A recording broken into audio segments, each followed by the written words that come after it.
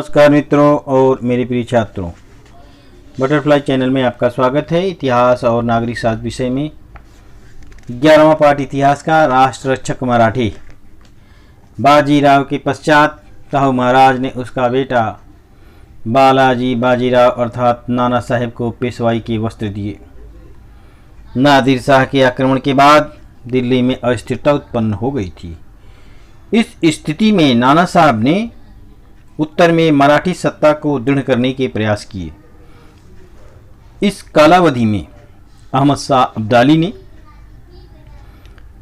पानीपत में मराठों के सम्मुख चुनौती खड़ी की।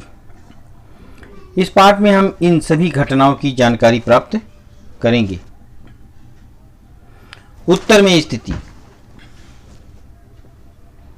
अयोध्या प्रांत की पश्चिमोत्तर दिशा से सटे हिमालय के तलहटी वाले प्रदेश को 18वीं शताब्दी में रुहेलखंड कहते थे। अफगानिस्तान से आए हुए इस पठान इस क्षेत्र में स्थायी रूप से बस गए थे। इन पठानों को रुहेले कहते थे। गंगा यमुना नदियों के दोआब प्रदेश में इन रुहेलों ने उत्पात मचा रखा था। उनका दमन करने के लिए अयोध्या के नवाब ने मराठों को आमंत्रित किया। मराठों ने रुहेलों का दमन किया।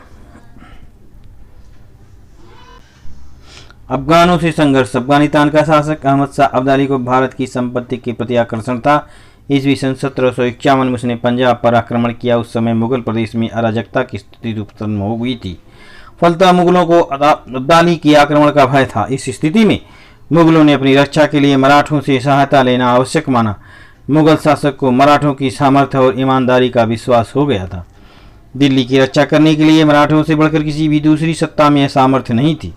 अतः मुगल शासक ने ईस्वी सन 1752 के अप्रैल महीने में मराठों के साथ समझौता किया। इस समझौते के अनुसार मराठों ने रुहेले, जाट, राजपूत, अफगान आदि शत्रुओं से मुगल सत्ता की रक्षा करना स्वीकार किया। उसके बदले में मराठों को नकद राशि मिलने वाली थी। इसके अतिरिक्त उन्हें पंजाब, मुल्तान, राजपूताना, सिंध और रुहेलखंड से चौथ वसूल करने के अधिकार प्राप्त हुए।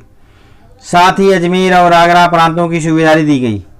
इस समझौते के अनुसार छत्रपति की ओर से पेशवा ने शिंदे होलकर की सेनाओं को दिल्ली की रक्षा करने हेतु रवाना किया। मराठी दिल्ली की ओर निकल चुके हैं। यह समाचार प्राप्त होते ही अब्दाली अपने देश को लौट गया। मराठी पड़ाव दर पड़ाव पार करते हुए दिल्ली पहुंचे।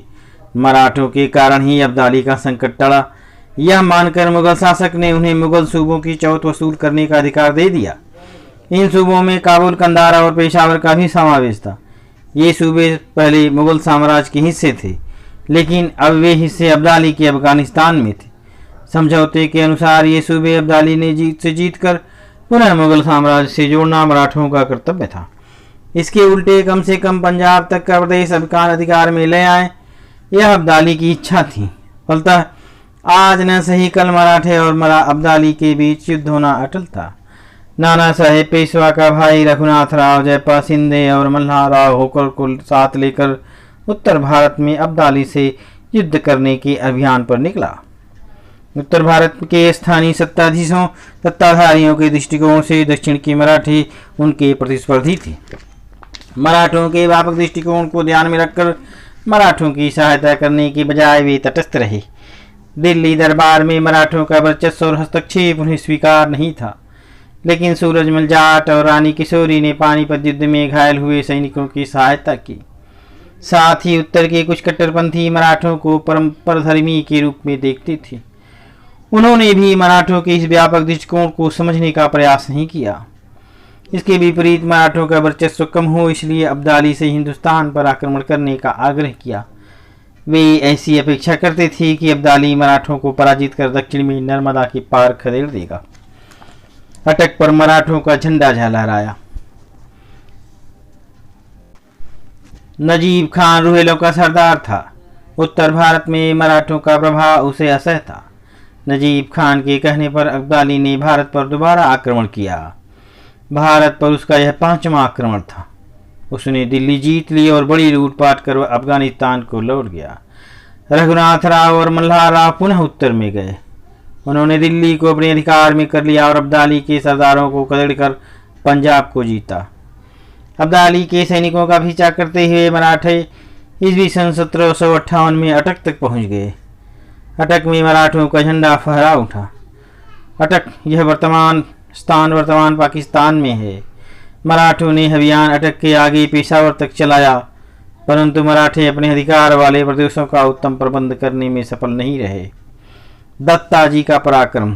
पंजाब पर अपनी पकड़ मजबूत करने और नजीब खान का दमन करने के लिए पेशवा ने दत्ताजी शिंदे और जनकोजी शिंदे को उत्तर में भेजा। दत्ताजी उत्तर में गया, नजीब खान से उसे बातचीत में उलझाए रखा और दूसरी ओर अब्दाली से सहायता करने की प्रार्थना की। यह संदेश मिलते ही अब्दाली ने फिर से भारत पर आक्रमण किया। यमुना तट के बुराड़ी घाट पर दत्ताजी और अब्दाली आमने सामने आ गए। उनके बीच घमासान युद्ध हुआ। दत्ताजी ने असाधारण शौर्य की पराकाष्ठा की, परंतु इस युद्ध में दत्ताजी को वीर गति प्राप्त हुई। क्या तुम जानते हो, दत्ताजी ने बड़े धैर्य और वीरता के साथ युद्ध किया, लेकिन अंत में वह युद्ध भूमि पर घायल होकर गिर पड़ा। रुहेला नजीब खान का सलाहकार कुतुब शाह हाथी से उतरकर घायल दत्ताजी के पास आया और दत्ताजी से पूछा, क्यों पटेल जी, तुम हमारे साथ और भी लड़ोगे? लहूलुहान दत्ताजी धरती पर पड़ा हुआ था, लेकिन कुतुब शाह के इन शब्दों को सुनकर उसने बड़े स्वाभिमान से परिपूर्ण उत्तर दिया, हाँ, बचेंगे तो और भी लड़ेंगे। सदाशिवराव भाऊ। नाना साहब ने अब्दाली का दमन करने के लिए अपने चचेरे भाई सदाशिवराव भाऊ को अपने बड़े बेटे विश्वासराव को उत्तर में भेजा।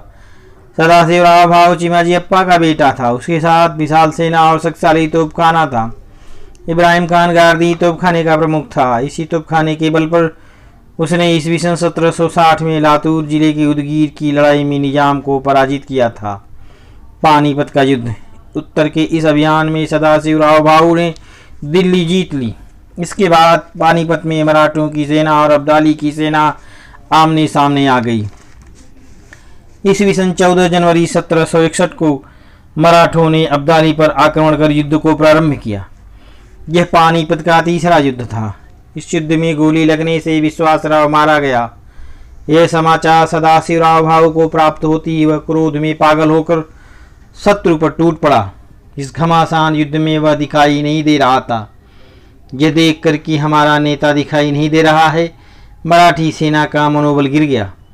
उसी समय अब्दाली के आरक्षित और ताजा दम सैनिकों ने मराठों पर आक्रमण किया। मराठों की पराजय हुई। इस युद्ध में महाराष्ट्र की एक संपूर्ण युवा पीढ़ी समाप्त हो गई। कई वीर पराक्रमी सरदारों ने वीरगति पाई। मराठों का मत था कि विदेशी अब्दाली को यहाँ शासन करने का कोई नैतिक अधिकार नहीं है। क्या तुम जानते हो, पानीपत के युद्ध में लगभग 1.5 लाख लोग मारे गए। एक पत्र में किया गया सांकेतिक वर्णन इस प्रकार है, 2 मोते गडारी 27 मोहरा हरवल्या आणि रुपये खुर्दा किती गेल्या याची गणतीच नहीं। मराठों का मत था कि विदेशी अब्दाली को यहाँ शासन करने का कोई नैतिक अधिकार नहीं है। इस व्यापक उद्देश्य को ध्यान में रखकर मराठों ने अब्दाली से युद्ध किया। हम सभी भारतीय हैं और अब्दाली विदेशी शत्रु है। इस प्रकार का पत्र लिखकर सदाशिवराव भाऊ ने उत्तर के सभी सत्ताधीशों को मराठों की व्यापक और सर्वसमावेशक भूमिका से अवगत कराया था, परंतु इस भूमिका को अनुकूल समर्थन उत्तर के सत्ताधीशों ने नहीं दिया और वे तटस्थ रहे। फलस्वरूप भारत की रक्षा का दायित्व अकेले मराठों पर आ गया। अतः यह कहा जा सकता है कि भारत एक देश है, उसका शासक किसी भी धर्म का हो, फिर भी सभी ने उसे समर्थन देना चाहिए। यह बोध इतिहास में सबसे पहले मराठों ने जगाया। पेशवा माधवराव। नाना साहब पेशवा की मृत्यु के पश्चात उनका बेटा माधवराव पेशवा पद पर बैठा। माधवराव ने अपने शासनकाल में निजाम और हैदर अली का बंदोबस्त किया। उसने उत्तर में मराठों का प्रभुत्व पुनः स्थापित किया। पानीपत के युद्ध में मराठों की पराजय हुई थी। ये देखकर निजाम ने मराठों के विरोध में फिर से गतिविधियां प्रारंभ की। उसने मराठों के प्रदेश पर आक्रमण किए, परंतु माधवराव ने निजाम को पैठण के समीप राक्षस भुवन नामक स्थान पर पराजित किया। हैदर अली मैसूर का सुल्तान था। पानीपत के युद्ध में हुई मराठों की हार देखकर उसने कर्नाटक में मराठों के प्रदेश पर हमले किए, परंतु मराठों ने उसे श्रीरंगपट्टन के निकट मोती तालाब स्थान पर युद्ध में हराया। तब हैदर अली ने मराठों को तुंगभद्रा नदी की उत्तर की ओर का प्रदेश देना स्वीकार किया। ईस्वी सन 1772 में माधवराव पेशवा की मृत्यु हुई।